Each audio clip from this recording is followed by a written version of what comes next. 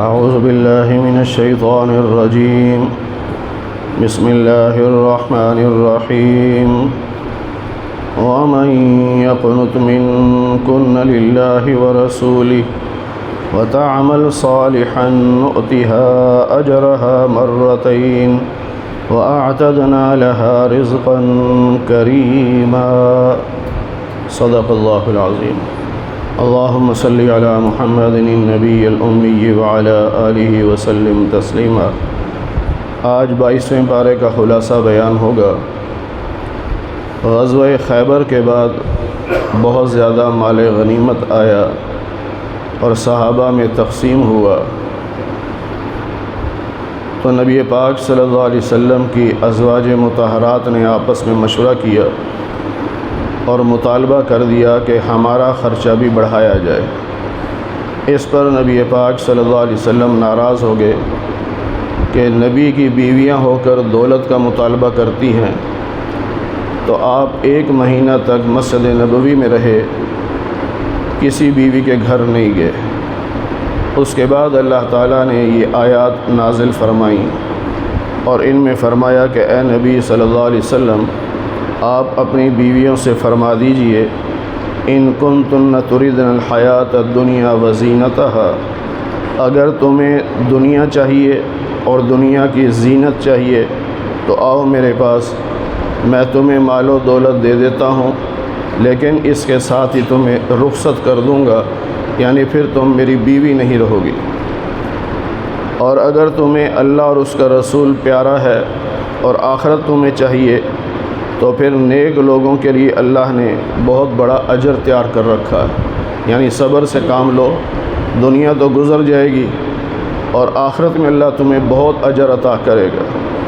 پھر اللہ نے فرمایا نبی علیہ السلام کی بیویوں سے کہ جو تم میں سے کوئی بے حیائی کا کام کرے گی ہم اسے دگنا عذاب دیں گے، اور اگر کوئی نیک کام کرے گی تو ہم اسے دگنا ثواب دیں گے. جتنا بڑا مرتبہ اس حساب سے ثواب ہے. عام عورت غلطی کرے تو اس کا گناہ تھوڑا ہے، نبی کی بیوی ہو کے غلطی کرے تو اس کا گناہ زیادہ ہے. اسی طرح عام عورت نیک کام کرے ثواب تھوڑا ہے، لیکن نبی کی بیوی ہو کے نیک کام کرے تو ثواب زیادہ ہے. ان آیات کو آیات تخیر کہا جاتا ہے، وہ آیات جن میں نبی کی بیویوں کو اختیار دیا گیا. تو نبی پاک صلی اللہ علیہ وسلم نے سب سے پہلے اپنی محبوبہ بیوی سیدہ عائشہ رضی اللہ تعالی عنہا سے کہا کہ میں ایک بات کہنے لگا ہوں، جلدی جواب نہ دینا، پہلے ماں باپ سے مشورہ کر لینا. آپ صلی اللہ علیہ وسلم کے ذہن میں یہ تھا کہ کم عمر ہیں، کہیں جذباتی فیصلہ نہ کر لے. تو حضرت عائشہ نے پوچھا کہ آپ کیا کہنا چاہتے ہیں؟ تو نبی علیہ السلام نے جب یہ آیات سنائیں تو حضرت عائشہ نے فوراً کہا مجھے کسی سے مشورہ کرنے کی ضرورت نہیں، مجھے دنیا نہیں چاہیے، مجھے تو اللہ کا رسول چاہیے. پھر اللہ تعالیٰ فرماتے ہیں کہ اے نبی کی بیویوں، تم عام عورتوں کی طرح نہیں ہو. اگر تم تقوی اختیار کرو اور غیر محرم سے جب بات کرو تو ذرا سخت لہجے میں بات کرنا، نرمی سے بات نہ کرنا، تاکہ کوئی منافق ہو تو اس کے دل میں جو برا خیال ہے وہ خیال پیدا نہ ہو سکے. اور تم اپنے گھروں میں رہنا، زمانہ جاہلیت کی طرح باہر نہ پھرنا، نمازوں کی پابندی کرنا، زکوٰۃ ادا کرنا، اللہ اس کے رسول کی اطاعت کرنا، کیونکہ اللہ یہ چاہتا ہے کہ نبی کے جو اہل بیت ہیں ان سے گندگی کو دور کر دے اور تمہیں پاکیزہ اور صاف ستھرا کر دے. اور تمہارے گھروں میں اللہ کی جو آیات نازل ہوں گی یا نبی پاک صلی اللہ علیہ وسلم جو حدیث بیان فرمائیں گے انہیں تم اچھی طرح یاد کرنا، کیونکہ یہ 9 بیویاں نہیں تھیں بلکہ یہ 9 مدرسے تھے. ہر بیوی کے گھر میں جو وحی اترتی یا اللہ کے نبی صلی اللہ علیہ وسلم جو مسئلہ بیان کرتے تو وہ بیوی آگے پھر عورتوں میں مسئلے بیان کرتی. عورتیں آ کے پوچھا کرتی تھیں کہ اس مسئلے کے بارے میں نبی علیہ السلام نے کیا فرمایا. پھر بعض عورتیں آئیں اور انہوں نے ایک شکوہ یہ کیا کہ یا رسول اللہ صلی اللہ علیہ وسلم، مردوں کا ذکر ہے قرآن میں، نماز کا ذکر، جہاد کا ذکر، اور بھی ذکر، مردوں کو خطاب کیا گیا، ہمیں تو کچھ نہیں کہا گیا۔ لگتا یوں ہے کہ سارا ثواب مرد لے جائیں گے، ہمیں ثواب نہیں ملے گا۔ اس پر اللہ تعالیٰ نے یہ آیت نازل فرمائی، ان المسلمین والمسلمات، مسلمان مرد، مسلمان عورت، ایمان والے مرد، ایمان والی عورتیں، عبادت گزار مرد، عبادت گزار عورتیں، سچ بولنے والے مرد، سچ بولنے والی عورتیں، صبر کرنے والے مرد، صبر کرنے والی عورتیں، عاجزی کرنے والے مرد، عاجزی کرنے والی عورتیں، صدقہ کرنے والے مرد، صدقہ کرنے والی عورتیں، روزہ رکھنے والے مرد، روزہ رکھنے والی عورتیں، اپنی عزتوں کی حفاظت کرنے والے مرد، اپنی عزتوں کی حفاظت کرنے والی عورتیں، اللہ کا ذکر کثرت سے کرنے والے مرد اور اللہ کا ذکر کثرت سے کرنے والی عورتیں، یعنی جس نیک کام میں چاہے مرد ہو چاہے عورت ہو، اللہ نے سب کے لیے مغفرت اور اجر عظیم کا وعدہ کر رکھا۔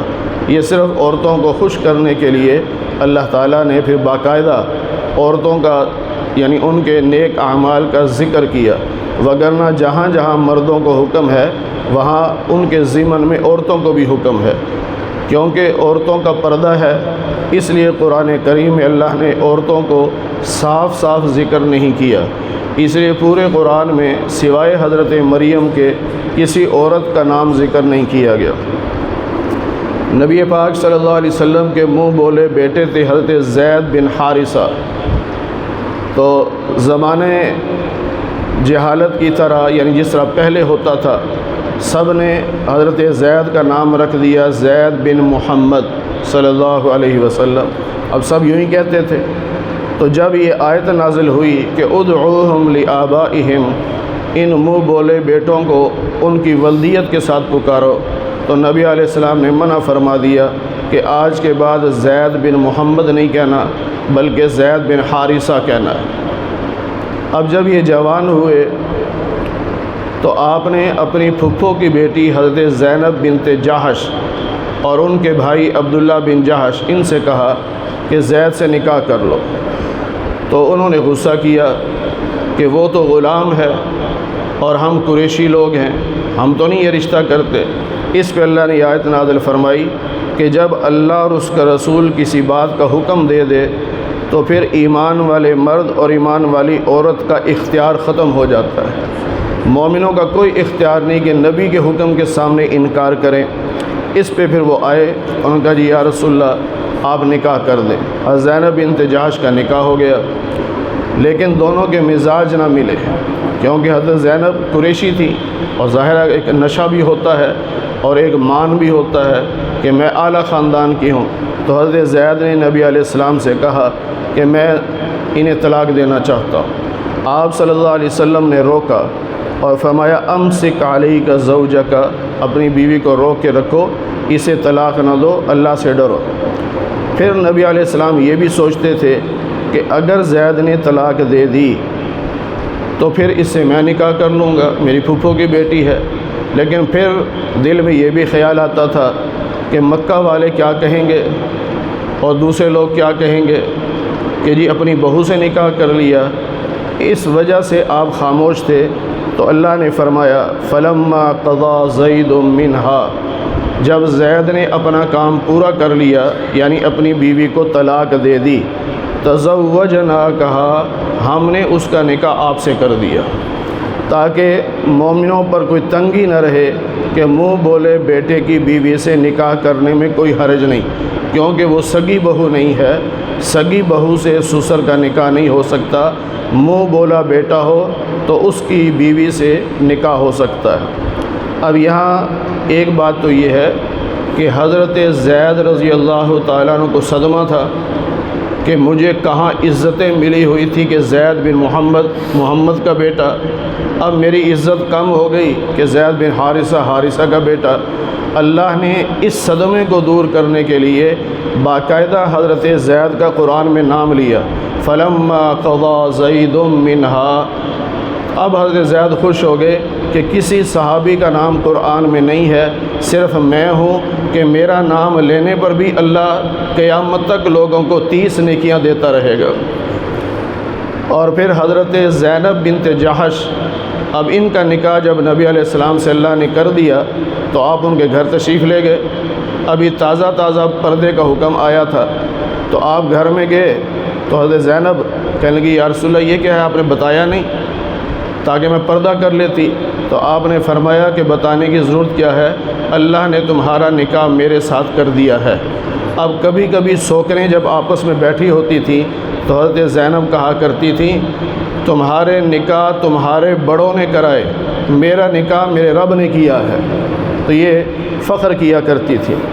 پھر اللہ فرماتے ہیں کہ تم جو میرے محبوب پر الزام لگاتے ہو کہ انہوں نے اپنی بہو سے نکاح کر لیا، ما کان محمد ابا احد من رجالکم، محمد صلی اللہ علیہ وسلم تو کسی مرد کے باپ ہی نہیں ہے، آپ کا تو کوئی بیٹا جوان ہوا ہی نہیں، تو پھر بہو کہاں سے آ گئی؟ تو یہ تو منہ بولی بہو ہے۔ پھر فرمایا کہ ہاں اتنی بات ضرور ہے کہ آپ اللہ کے رسول ہیں اور خاتم النبیین ہیں، آپ اللہ کے آخری نبی ہیں۔ پھر اللہ تعالیٰ نے نبی علیہ السلام کی صفات کو بیان فرمایا کہ اے نبی ہم نے آپ کو شاہد، مبشر، نذیر، داعی الی اللہ، سراجا منیرا بنا کر بھیجا۔ پھر اللہ تعالیٰ نے نکاح کے کچھ اور مسائل بیان فرمائے۔ ایمان والوں سے کہا کہ جب تم کسی مومنہ سے نکاح کر لو اور رخصتی سے پہلے طلاق کی نوبت آ جائے تو پھر عدت نہیں ہوگی۔ پھر نبی علیہ السلام سے فرمایا کہ ہم نے آپ کے لیے ہر قسم کی عورت حلال کر دی ہے، لیکن کس طرح کی؟ فرمایا کہ جن کو آپ نے حق مہر دے دیا، یا جو باندھی آپ کے پاس آ گئی، یا آپ کے چچا کی بیٹیاں، پھپھو کی بیٹیاں، ماموں کی بیٹیاں، خالہ کی بیٹیاں، لیکن ان میں شرط یہ ہے کہ وہ عورتیں جو ہجرت کر کے مدینہ آئیں گی ان سے آپ نکاح کر سکتے ہیں، جو ہجرت کر کے مدینہ نہ آئے آپ اس سے نکاح نہیں کر سکتے۔ پھر اللہ تعالیٰ نے نبی علیہ السلام کو یہ بھی اختیار دیا کہ آپ کی بیویاں چونکہ زیادہ ہیں اور امتی کے لیے حکم یہ ہے کہ وہ بیویوں میں برابری کرے، لیکن آپ ہمارے محبوب ہیں، نبی ہیں، آپ کے لیے ہم نے حکم نہیں دیا کہ آپ برابری کریں۔ آپ کو اختیار ہے جس بیوی کو چاہے قریب کریں، جس کو چاہے دور کریں، اس لیے کہ ایک تو آپ پر تنگی نہ ہو، اور دوسرا یہ کہ جب کسی بیوی کو آپ قریب کریں گے تو اس کی آنکھیں ٹھنڈی ہوں گی اور وہ آپ کا احسان سمجھے گی۔ اگر ہم برابری کر دیتے، لازمی کر دیتے، اور آپ کسی وقت اس کے پاس نہ جاتے تو وہ آپ کو طعنہ دیتی کہ میری باری میں میرے پاس نہیں آیا آپ۔ تو اس لیے ہم نے کہہ دیا کہ بیویوں کا کوئی حق نہیں ہے، آپ کی مرضی ہے۔ اب جب آپ اپنی مرضی سے جائیں گے تو وہ اس پر اللہ کا شکر ادا کرے گی اور آپ کا احسان مانے گی۔ یہی حضرت زینب بنت جحش کا جب نکاح ہو گیا، نبی علیہ السلام رخصتی کر کے گھر لے آئے تو اگلے دن ولیمہ تھا، تو صحابہ نبی علیہ السلام کے گھر تشریف لے آئے، ادھر کھانا پک رہا تھا، وہ بیٹھے ہوئے تھے، تو حضرت زینب پردہ کر کے دیوار کی طرف رخ کر کے بیٹھی رہی اور بہت دیر لگ گئی، ظاہرہ کھانا پکنے میں دیر تھی، صحابہ بیٹھے ہوئے تھے۔ ایک مرتبہ نبی علیہ السلام وہاں سے باہر نکلے کہ چلو مجھے دیکھ کر یہ بھی باہر آ جائیں گے تاکہ بیوی کو بھی تنگی ہو رہی ہے وہ نہ ہو، لیکن صحابہ اشارہ نہ سمجھے، وہ بیٹھے رہے۔ جب کھانا پک گیا، کھانا کھا لیا، پھر بھی کافی دیر بیٹھے رہے۔ اس پہ اللہ نے پھر یہ آیت نازل فرمائی کہ ایمان والو، نبی کے گھر میں بغیر اجازت کے نہیں جانا، اور جب کھانے کے لیے جاؤ تو کھانا کھا کر وہاں سے فوراً نکل آؤ، یعنی جب بلائیں تب جاؤ، پہلے نہیں جانا، اور کھانا کھا کے وہاں بیٹھنے کی اجازت نہیں بلکہ وہاں سے واپس نکل آؤ، اس لیے کہ نبی کو تکلیف پہنچتی ہے، لیکن نبی تم سے شرماتے ہیں، کہتے نہیں۔ اللہ تو نہیں شرماتا نا، تو اللہ تمہیں بتا رہا ہے۔ پھر فرمایا کہ جب کبھی نبی کی بیوی سے کوئی کام ہو تو فَاسْأَلُوهُنَّ مِنْ وَرَاءِ حجاب، پردے کے پیچھے سے ان سے جا کے وہ چیز مانگنی ہے۔ اس طرح پردہ کرنے میں تمہارے دلوں کی بھی پاکیزگی ہے اور نبی کی بیویوں کے دلوں کی بھی پاکیزگی ہے، اور تمہارے لیے یہ جائز نہیں کہ تم اللہ کے رسول کو تکلیف پہنچاؤ۔ ان تکالیف میں سے ایک تکلیف یہ بھی ہے کہ تم نبی کے بعد ان کی بیویوں سے نکاح نہیں کر سکتے۔ نبی پاک صلی اللہ علیہ وسلم دنیا سے پردہ فرما گئے۔ اب حکم یہ ہے کہ نبی کی بیوی کسی امتی سے نکاح نہیں کر سکتی۔ کیوں؟ اگر نکاح کرے گی تو نبی کو تکلیف ہوگی۔ اب اس میں مولانا ادریس کاندھوی رحمۃ اللہ علیہ نے کئی حکمتیں لکھی ہیں۔ ان میں سے ایک حکمت یہ ہے کہ بیوی اپنے پہلے شوہر کو کبھی نہیں بھولتی، وہ جیسا بھی ہو، اس کے ذہن میں پہلا شوہر رہتا ہے، اور جب دوسرا شوہر ہوتا ہے تو وہ یہ برداشت نہیں کرتا کہ میرے سامنے میرے گھر میں رہتے ہوئے پہلے شوہر کا نام لے۔ مرد پہلے شوہر کا نام برداشت نہیں کرتا اور بیوی پہلے شوہر کو بھولتی نہیں۔ اب اگر نبی کی بیوی کا نکاح کسی امتی سے ہو جاتا اور نبی کی بیوی اپنے پہلے شوہر یعنی نبی علیہ السلام کا ذکر کرتی اور امتی کے دل میں کوئی میل آ جاتا کہ اس نے میرے سامنے پہلے شوہر کا نام کیوں لیا، ذرا سا بھی دل میں میل آ جاتا تو ایمان چلا جاتا، کیونکہ وہ عام شوہر تو نہیں ہے نا، وہ تو نبی ہیں۔ تو اس لیے اللہ نے فرما دیا کہ تم نبی کے بعد نکاح نہیں کر سکتی۔ ایک تو اس سے نبی کو تکلیف پہنچے گی اور دوسرا کسی کے ایمان کے ضائع ہونے کا خطرہ ہے۔ پھر اب اس میں یہ تھا کہ پتہ نہیں سب مردوں سے پردہ ہے، تو اللہ فرماتے ہیں کہ نہیں، یہ جو نبی کی بیویاں ہیں ان کے والدین یعنی باپ آئیں یا ان کے بیٹے آئیں یا ان کے بھائی آئیں یا ان کے بھتیجے آئیں یا ان کے بھانجے آئیں یا عام عورتیں آئیں اور یا ان کی باندیاں آئیں، ان سے ان کا کوئی پردہ نہیں ہے۔ پھر ایمان والوں کو اللہ نے بتایا کہ اللہ اور اس کے فرشتے نبی پاک صلی اللہ علیہ وسلم پر درود بھیجتے ہیں، تم بھی نبی پر سلام بھی پڑھا کرو، درود بھی بھیجا کرو۔ نسبت کے بدلنے سے معنی بدل جاتا ہے، لفظ ایک ہی ہوتا ہے۔ جس طرح تواب کا لفظ قرآن کریم میں آیا کہ اللہ تواب ہے، اور ساتھ یہ بھی کہا ان اللہ یحب التوابین، اللہ توبہ والوں کو پسند بھی کرتا ہے۔ لفظ تو ایک ہی ہے، لیکن جب اس کی نسبت اللہ کی طرف ہوگی تو معنی یہ ہوگا کہ اللہ توبہ قبول کرنے والا ہے، اور جب بندوں کی طرف نسبت ہوگی تو معنی ہوگا کہ یہ لوگ توبہ کرنے والے ہیں۔ اس لیے بعض لوگ یہاں غلط ترجمہ کر جاتے ہیں کہ اللہ بھی درود پڑھتا ہے، اللہ پڑھتا نہیں ہے۔ یہاں صلات کا معنی ہے رحمت، ان اللہ و ملائکتہ یصلون، جب کہا نا کہ اللہ درود بھیجتا ہے تو اس کا مطلب پڑھنا نہیں ہے، اس کا مطلب یہ ہے کہ اللہ اپنے محبوب پر رحمتیں نازل کرتا ہے اور فرشتے بھی دعائے رحمت کرتے ہیں۔ لہٰذا ایمان والو تم میری نبی پر سلام بھی بھیجا کرو اور رحمت کی دعا بھی کیا کرو۔ اس لیے صحابہ نے جب پوچھا کہ یا رسول اللہ صلی اللہ علیہ وسلم سلام کا تو ہمیں پتہ چل گیا کہ آپ نے تحیات میں ہمیں سکھایا کہ یوں کہا کرو السلام علیک ایھا النبی ورحمۃ اللہ وبرکاتہ، یہ صلات کیسے بھیجیں؟ تو اللہ کے نبی نے فرمایا یوں کہا کرو اللہم صلی علی محمد وعلی آل محمد، کہ اے اللہ محمد صلی اللہ علیہ وسلم پر اور آپ کی اولاد پر اپنی رحمتیں نازل فرما۔ پھر اللہ فرماتے ہیں کہ جس نے میرے رسول کو تکلیف پہنچائی اس پہ دنیا اور آخرت میں اللہ کی لعنت ہے، اور جو کسی مومن مرد یا عورت کو ناجائز تکلیف پہنچائے گا یعنی کوئی الزام لگا دے گا، کوئی بہتان لگا دے گا تو اس کو دگنا گناہ ہوگا، ایک بہتان لگانے کا اور ایک گناہ کا۔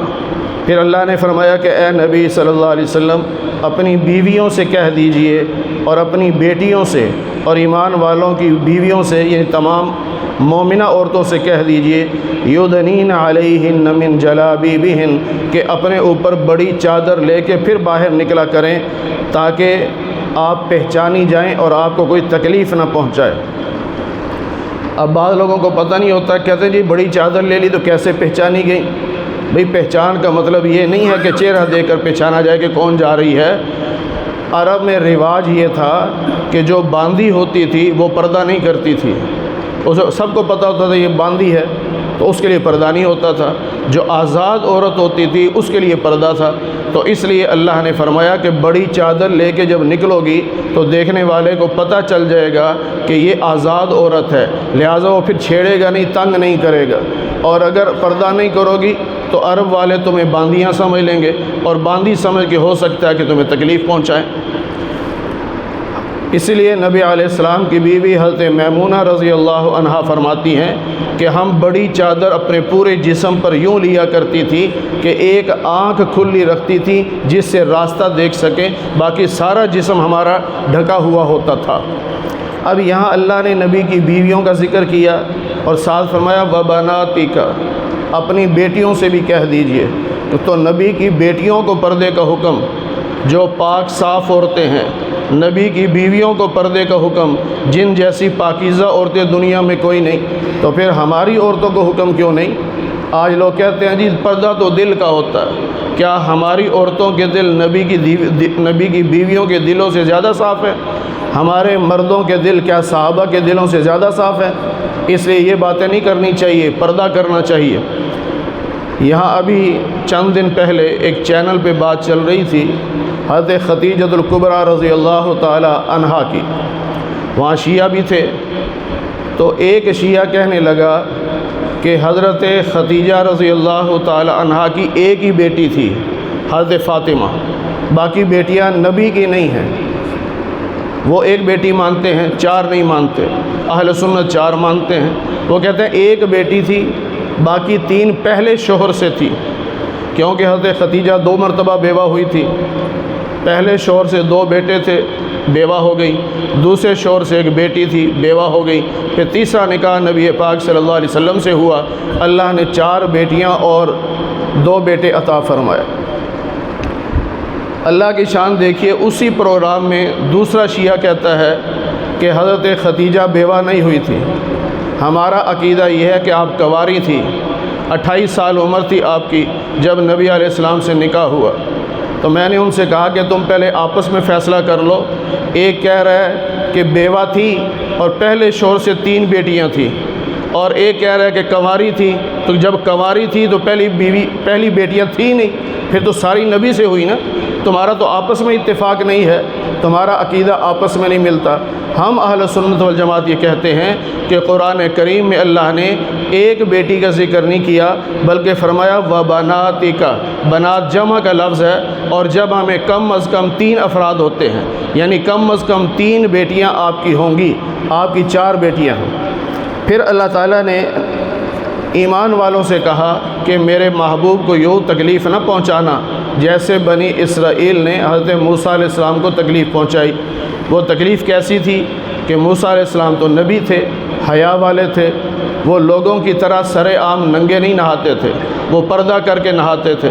تو بنی اسرائیل والوں نے کہہ دیا کہ لگتا ہے کہ حضرت موسیٰ علیہ السلام کے جسم میں کوئی عیب ہے، اس عیب کو چھپانے کے لیے الگ نہاتے ہیں، ہمارے سامنے نہیں نہاتے۔ تو ایک دن آپ غسل کر رہے تھے اور اپنے کپڑے اتار کے ایک پتھر پہ رکھے ہوئے تھے، تو جب غسل کر کے کپڑے پکڑنے لگے تو پتھر آگے چل پڑا۔ آپ ہاتھ یوں آگے کر کے کپڑے پکڑنا چاہتے ہیں، لیکن پتھر آگے سے آگے جا رہا ہے۔ آپ غصے میں عصا اٹھایا ہوا ہے اور اس کے پیچھے پیچھے بھاگ رہے ہیں اور اسے کہہ رہے ہیں یا ثوبی حجر، اے پتھر میرے کپڑے دے دے۔ اتنے میں وہ پتھر مجمع میں آ گیا جہاں بنی اسرائیل والے جمع تھے۔ اب ان سب نے آپ کا جسم دیکھا تو سارا خوبصورت جسم، کوئی عیب نہیں، تو بڑے حیران ہوئے، کہنے لگے آپ کے جسم میں تو کوئی عیب نہیں ہے، ہم تو سمجھتے تھے شاید کوئی عیب ہے۔ بہرحال اللہ نے دکھانا تھا، وہاں پتھر رک گیا، آپ نے جلدی سے کپڑے پہنے اور غصے سے جو عصا مارا اس پتھر پہ تو پتھر ٹوٹ گیا۔ تو یہاں اللہ کہہ رہے ہیں ایمان والوں کو تم ایسی کوئی بات نہ کہنا جس سے نبی کو تکلیف پہنچے۔ پھر اللہ فرماتے ہیں سورہ سبا کا آغاز ہو رہا ہے جس میں قوم سبا یعنی بلقیس کا ذکر ہے، جس کا واقعہ تفصیل سے 19ویں پارے میں گزر چکا، جو سلیمان علیہ السلام کے دور میں تھی اور ملکہ تھی قوم سبا کی۔ تو اس قوم کا یہاں پر حالات اللہ نے کچھ بیان کیے، داؤد علیہ السلام کے معجزات کو بیان کیا۔ خاص معجزہ یہ بیان کیا کہ داؤد علیہ السلام زیرہ بناتے تھے۔ اب زیرہ لوہے کی ہوتی تھی، لوہے کو اگر آگ میں گرم کر کے سرخ کر کے پھر اس کو بینڈ کرتے موڑتے تو بڑا وقت لگ جاتا۔ تو اللہ نے آپ کو معجزہ یہ دیا کہ آپ کے ہاتھ پر لوہا موم کی طرح نرم ہو جاتا تھا، جس طرح ہمارے یہاں بچے کھیلتے ہیں نا ملتانی مٹی وغیرہ سے، اس طرح وہ ہاتھ پہ رکھتے تو موم بن جاتا۔ آپ اس کی ڈیزائننگ کرتے جیسے چاہتے موڑتے، اور جب نیچے رکھتے پھر لوہا بن جاتا۔ اور اب یہ کہاں سے چیزیں لاتے؟ تو اس کے لیے خریدنے جاتے تو لوہا ہو سکتا اتنا نہ ملتا، تو اللہ نے تانبے کا چشمہ جاری کر دیا۔ پھر حضرت سلیمان علیہ السلام کا اللہ نے ان کے معجزات کو بھی بیان فرمایا، اور خاص طور پر جب آپ نے مسجد اقصی تعمیر کرنا شروع کی اور آپ کو پتہ چل گیا کہ میری موت کا وقت قریب ہے، اور اگر جنات کو پتہ چل گیا کہ سلیمان علیہ السلام کی موت ہو گئی تو وہ تو کام کرنا چھوڑ دیں گے، تو یہ مسجد تو ادھوری رہ جائے گی۔ تو آپ نے ایک چھڑی لی، یعنی لکڑی لی، اس کے ساتھ ٹیک لگائی اور کھڑے ہو گئے۔ آپ کھڑے رہے، جنات دیکھتے کھڑے ہیں، وہ کام کرتے رہے۔ جب وہ مسجد مکمل ہو گئی تو اس لکڑی کو دیمک نے کھایا اور وہ لکڑی نیچے گری تو سلیمان علیہ السلام بھی گر گئے۔ اب جب گر گئے تب انہیں پتہ چلا کہ آپ تو فوت ہو گئے۔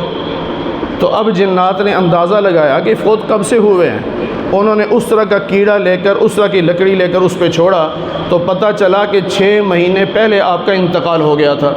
اس پہ اللہ فرماتے ہیں کہ اگر جنات کو یہ پتہ چل جاتا کہ سلیمان علیہ السلام کی وفات ہو چکی ہے تو وہ اس مشکل میں مبتلا نہ ہوتے۔ یہ رد کر دیا ان لوگوں کا جو یہ کہا کرتے تھے کہ جنات غیب کا علم جانتے ہیں، تو اللہ نے جنات کے ذریعے بتا دیا کہ جنات غیب کا علم نہیں جانتے۔ اب یہ جو قوم سبا تھی یہ بہت خوشحال قوم تھی، بہت مالدار تھی۔ اللہ نے ان کے ہاں ڈیم بنایا ہوا تھا، انہوں نے خود ڈیم تعمیر کیا، اور وہ 3 منزلہ تھا۔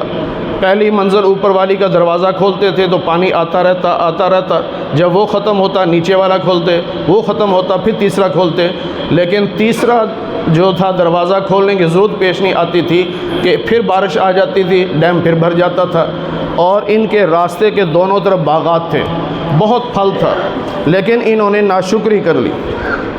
ناشکری کس طرح؟ جس طرح بعض دفعہ مذاق میں لوگ باتیں کرتے ہیں اور ان کو پتہ نہیں ہوتا کہ ہم رب کی ناشکری کر رہے ہیں، تو یہ کہنے لگے کہ کوئی مزہ نہیں آتا ہمارے سفر کا بھی کہ ہم رزق کے تلاش میں دور سفر کریں، بھوک لگے، پیاس لگے، پھر کچھ مزہ بھی آئے، اور رشتہ دار بھی سارے قریب تھے، تو کہنے لگے مزہ نہیں ہماری زندگی کا، مزہ تو تب آئے کہ جب لمبے سفر ہوں۔ جس طرح ہمارے یہاں بھی بعض کہتے ہیں نہیں آج تو دل کر رہا ہے کسی لانگ ڈرائیو پہ نکلیں، آج گاڑی چلائیں، لمبے روٹ پہ نکلیں، تو اس طرح کی باتیں نہیں کرنی چاہیے۔ بعض دفعہ کوئی ایسی ایمرجنسی اللہ ڈال دیتا ہے کہ پھر لمبے سفر پہ جانا پڑ جاتا ہے۔ تو انہوں نے جب اس طرح کی باتیں کی تو اللہ تعالیٰ نے پھر ان کے ڈیم کو توڑ دیا۔ وہ ڈیم جب ٹوٹا تو سیلاب آ گیا، سیلاب آیا تو سارے باغات ختم ہو گئے۔ اب جھاڑیاں اگنا شروع ہو گئیں، جہاں پھل تھا وہاں جھاڑیاں۔ اب وہ لوگ وہاں سے ہجرت کر کے جا رہے، کوئی کہیں جا رہا، کوئی کہیں جا رہا۔ اب اللہ نے ان کے رشتہ داروں کو بھی بکھیر دیا۔ اب کبھی ملنے جانا ہوتا تو لمبے سفر کرنے پڑتے، تو اللہ کہہ رہے ہیں ان کی ناشکری کی وجہ سے یہ میں نے نعمتیں چھین لی۔ ایک عالم ہے، میں نے ان سے ویسے پوچھا، میں نے کہا کوئی بچہ بچی نہیں ہوا؟ کہتا ہے ابھی تو ہم خود بچے ہیں، کیا ضرورت ہے بچے کو پیدا کرنے کی، ابھی تو ہم خود بچے ہیں۔ میں نے جب پوچھا ایسے ہی کہا۔ آخر یہ ہوا کہ 15 سال گزر گئے، اولاد نہیں ہوئی۔ اس طرح کبھی مذاق میں ایسی باتیں نہیں کرنی چاہیے، ناشکری کا پہلو کبھی بھی پیدا نہیں ہونا چاہیے۔ پھر اللہ تعالیٰ نے قیامت کا نقشہ کھینچتے ہوئے فرمایا کہ قیامت کے دن یہ لوگ جو ہیں جہنم میں جائیں گے، اور یہ سوال بھی کرتے ہیں کہ قیامت کب آئے گی، اللہ کا عذاب کب آئے گا۔ آپ انہیں کہہ دیجیے تمہارے لیے ایک وقت مقرر کر دیا ہے، اس دن میں نہ تاخیر ہوگی نہ اس سے پہلے عذاب آئے گا۔ جو کافر لوگ ہیں وہ کہتے ہیں ہم قرآن کو نہیں مانتے، اور جو ظالم ہیں یہ جب رب کے سامنے کھڑے ہوں گے اس وقت یہ ایک دوسرے پر الزام لگائیں گے، یعنی عوام جو ہے وہ اپنے لیڈروں سے کہے گی اگر تم نہ ہوتے تو آج ہم بھی مومن ہوتے، لیکن لیڈر عوام سے کہیں گے کیا ہم نے تمہیں روکا تھا ہدایت سے؟ جب ہدایت آ گئی تھی تو ایمان لے آتے، تم نے خود نافرمانی کی۔ اب یہ عوام کہے گی ان لیڈروں سے کہ رات دن تم ہی تو ہمیں حکم دیتے تھے کہ اللہ کا انکار کرو، اللہ کے ساتھ شرک کرو، لیکن اب نتیجہ کیا نکلے گا؟ دونوں ہی شرمندہ ہوں گے، سر جھکائے ہوئے ہوں گے، پھر ان کے گردنوں میں توک ڈالا جائے گا اور انہیں جہنم میں پھینکا جائے گا۔ پھر اللہ فرماتے ہیں کہ لوگ یوں کہتے ہیں کہ نحن اکثر اموالا و اولادا، ہمارے پاس مال زیادہ ہے، اولاد بھی ہمارے پاس زیادہ ہے، ہمیں عذاب نہیں ہوگا۔ یہ کافر لوگ کہا کرتے تھے۔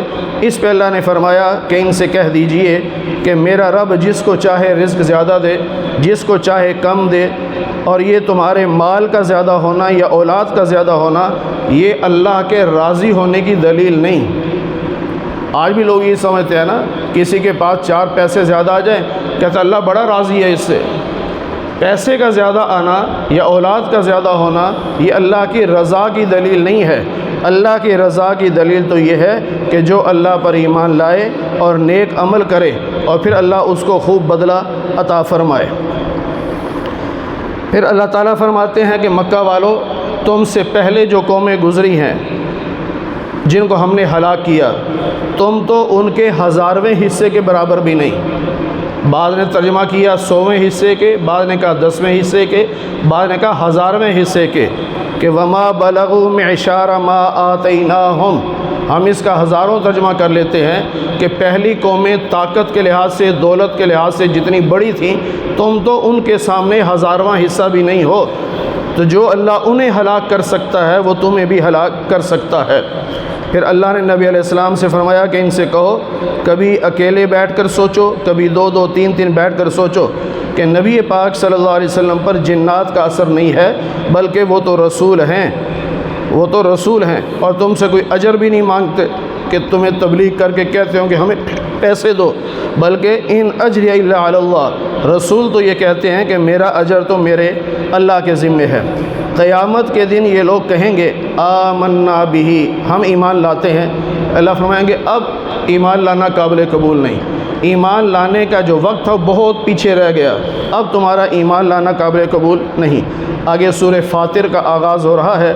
تمام تعریف اس اللہ کی جس نے آسمان و زمین کو پیدا کیا، فرشتوں کو رسول بنایا۔ یہ 17ویں پارے میں بھی گزر چکا ہے۔ اللہ یصطفی من الملائکۃ رسلا ومن الناس، اللہ جس طرح انسانوں میں سے رسول بناتا ہے، فرشتوں میں سے بھی اللہ رسول بناتا ہے۔ اس لیے فرشتوں میں سے جو رسول ہیں ان کی توہین کرنا یہ گستاخی رسول میں آتا ہے۔ میں کئی بار بتا بھی چکا ہوں، جس طرح بعض لوگ معراج کا قصہ بیان کرتے ہوئے کہہ دیتے ہیں کہ سدرۃ المنتہا پہ پہنچ کر جبریل نے بے وفائی کر دی کہ میں آگے نہیں جا سکتا، میرے پر جل جائیں گے، دیکھو جبریل بے وفا نکلا۔ یہ سیدنا جبرائیل کی توہین ہے، اور وہ رسول ہیں، اور یہ کہنے والا گستاخ رسول بن جاتا ہے۔ اس لیے یہ جو 4 بڑے فرشتے ہیں، سیدنا جبرائیل، سیدنا میکائیل، سیدنا عزرائیل اور سیدنا اسرافیل علیہم السلام، یہ 4 فرشتے اللہ کے رسول ہیں، لہٰذا ان کا مذاق نہیں اڑانا۔ پھر اللہ فرماتے ہیں کہ اللہ ان کو بازو دیتا ہے، یعنی پر دیتا ہے، کسی کو 2، کسی کو 4 اور کسی کو اس سے بھی زیادہ۔ جس طرح حدیث پاک میں ہے کہ سیدنا جبریل کو اللہ نے 600 پر دیے ہیں، اور وہ صرف 200 پر کھول لے تو مشرق سے مغرب تک ساری دنیا کو ڈھانپ لے، تو اللہ نے 600 پر عطا فرمائے۔ پھر اللہ فرماتے ہیں کہ اللہ اپنے بندوں میں سے جس کو رحمت دینا چاہے کوئی روک نہیں سکتا، اور جس سے رحمت کو روک لے اسے کوئی دے نہیں سکتا، لہٰذا تم اللہ کی نعمتوں پر اللہ کا شکر ادا کیا کرو، کیونکہ اللہ کے علاوہ تمہیں کوئی رزق دینے والا نہیں ہے۔ پھر اللہ فرماتے ہیں کہ جتنے بھی تم نیک کام کرتے ہو وہ آسمانوں پہ چڑھتے ہیں، رب کے پاس جاتے ہیں، اور جو برے کام کرتے ہیں وہ آسمانوں پہ نہیں چڑھتے، پہلے ہی آسمان پر روک دیے جاتے ہیں، اور وہ برے اعمال واپس اس کے منہ پہ مار دیے جاتے ہیں جو برے عمل کرنے والا ہوتا ہے۔ پھر اللہ فرماتے ہیں کہ تم میں سے جو عزت چاہتا ہے وہ سن لے، فَلِلَّهِ الْعِزَّةُ جَمِيعًا، ساری عزتیں اللہ کے ہاتھ میں ہیں، لوگوں کے ہاتھ میں عزتیں نہیں ہیں۔ پھر اللہ تعالیٰ نے انسان کی تخلیق کا ذکر کیا کہ تمہیں ہم نے کیسے پیدا کیا، دریاؤں کو کیسے پیدا کیا، 2 دریاؤں کو ملا کے کیسے چلایا، دونوں کا ذائقہ کیسے الگ الگ کیا، رات اور دن کو ہم نے کیسے بنایا۔ اس کے بعد اللہ تعالیٰ فرماتے ہیں کہ جن بتوں کی تم پوجا کرتے ہو نا، وہ بت تو کھجور کی جو گٹھلی ہوتی ہے، اس گٹھلی کے سینٹر میں وہ جو سوراخ سا ہوتا ہے، اس میں ایک سفید سا چھوٹا سا پردہ ہوتا ہے، جھلی، وہ پردہ بنانے کے قابل بھی نہیں ہیں، ان کو سجدہ کرتے ہو اللہ کو چھوڑ کر۔ پھر فرمایا کہ لوگو تم سب اللہ کے محتاج ہو، اللہ کسی کا محتاج نہیں، تمہارے بت بھی محتاج، تم بھی محتاج، اللہ کسی کا محتاج نہیں۔ اللہ چاہے تو تم سب کو موت دے دے اور نئی مخلوق کو لے آئے۔ پھر اللہ فرماتے ہیں کہ نابینا اور بینا برابر نہیں ہو سکتے، اندھیرا اور روشنی برابر نہیں ہو سکتے، سایہ اور دھوپ برابر نہیں ہو سکتے، اسی طرح مردہ اور زندہ بھی برابر نہیں ہو سکتے۔ جو دنیا سے قبر میں چلے گئے آپ ان کو نہیں سنوا سکتے، یعنی اب وہ فائدہ نہیں اٹھا سکتے۔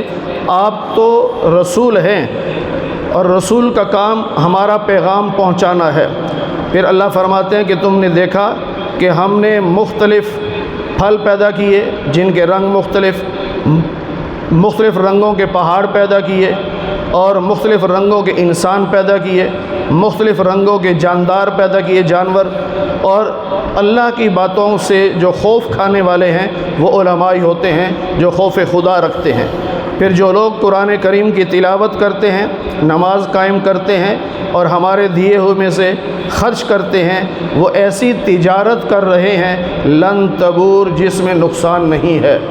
قرآن کی تلاوت پہ کوئی نقصان نہیں، اللہ کے نام پہ جو خرچ کرتا ہے اس میں کوئی نقصان نہیں، نماز پڑھنے پہ کوئی نقصان نہیں۔ تو اس لیے ہمیں یہ کام کرنے چاہیے۔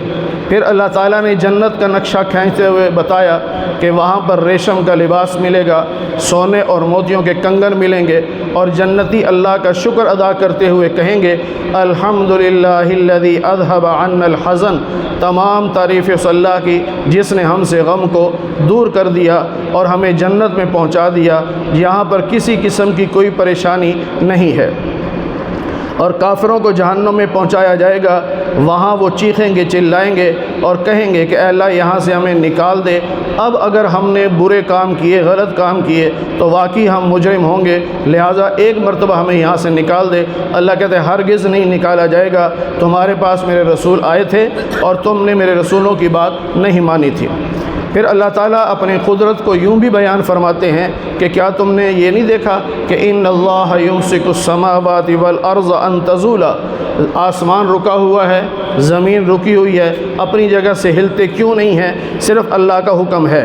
وَلَئِن زَالَتَا، اگر آسمان گر جائے یا زمین ہل جائے اپنی جگہ سے تو وَلَئِن زَالَتَا إِنْ أَمْسَكَهُمَا مِنْ أَحَدٍ مِّن بَعْدِي، تو اللہ کے بعد کوئی طاقت ایسے نہیں جو آسمان کو اس کی جگہ پر ٹھہرا سکے یا زمین کو اس کی جگہ پر ٹھہرا سکے۔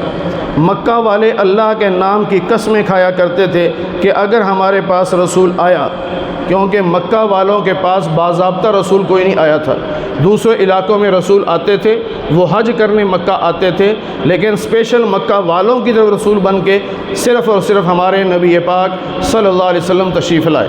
تو آپ کے آنے سے پہلے مکہ والے کہتے تھے کہ اگر رسول ہمارے پاس آیا تو ہم یہودیوں اور عیسائیوں سے زیادہ ہدایت کے راستے پر چلیں گے، لیکن جب رسول تشریف لائے تو انہوں نے الٹا تکبر کر لیا، اب ہمارے رسول کی بات کو نہیں مانا۔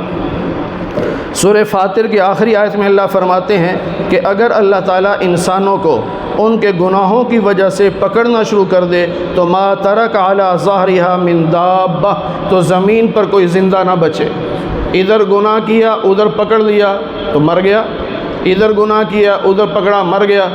تو ایک ایک سیکنڈ میں لاکھوں لوگ گناہ کر رہے ہیں، تو لاکھوں اگر موتیں ہوتی رہتی تو کون زندہ رہتا؟ اس لیے اللہ فرماتے ہیں کہ یہ اللہ کی مہربانی ہے کہ اللہ نے ایک وقت مقرر کر رکھا ہے تمہاری پکڑ کا، یعنی اللہ نے تمہیں مہلت دی ہوئی ہے کہ گناہ کر لیا ہے، ابھی بھی توبہ کر لو، ابھی بھی توبہ کر لو۔ ایک وقت اللہ کے ہاں مقرر ہے، اس سے پہلے توبہ کر لیں گے تو بچ جائیں گے، اگر توبہ نہیں کریں گے تو پھر اللہ کی پکڑ آئے گی اور پھر کوئی بچانے والا نہیں ہوگا۔ اللہ تعالی ہمیں قرآن کریم کی صحیح سمجھ نصیب فرمائے۔